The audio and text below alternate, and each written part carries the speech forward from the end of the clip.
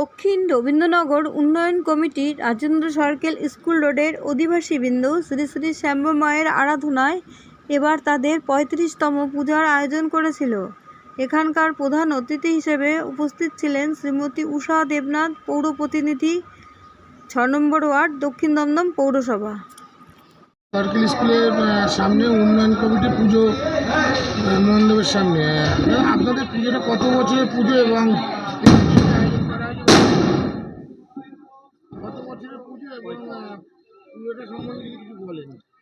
আমাদের এই পুজোটা, আমার নাম পল্টু দত্ত, এই পুজোরই কমিটির মধ্যে।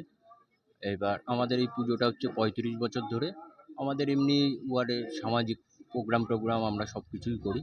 আর পাড়ার লোকজন মিলে, আপনারা সবাই দেখতে মহিলা সবাইকে নিয়েই আমরা একসঙ্গে সবাই মিলে পুজোটা করি, এমনি আনন্দও করি। এই 35 বছর যে পুজো হচ্ছে এখানে 3 দিনের পুজো হয় নাকি? 2-3 দিনের পুজোয় ভোগ প্রসাদও তো বিতরণ হয় না? নিশ্চয়ই আমাদের ভোগও বিতরণ হয়। আর এমনিও আমরা একটা চেষ্টা করছি, উদ্যোগে আছি, আমরা সবাই মিলে একটা খাওয়া দাওয়ার, পাড়ার লোকেদের নিয়ে খাওয়া দাওয়ার ব্যবস্থা করার চেষ্টায় আছি আমরা। আমার নাম পল্টু দত্ত। উদ্দেশ্যে কি বার্তা দেবেন? আমরা একটাই চাইবো, সবাই ভালো মতন পুজো কাটাক, আর সবাইকে বলবো হ্যাপি দীপাবলি।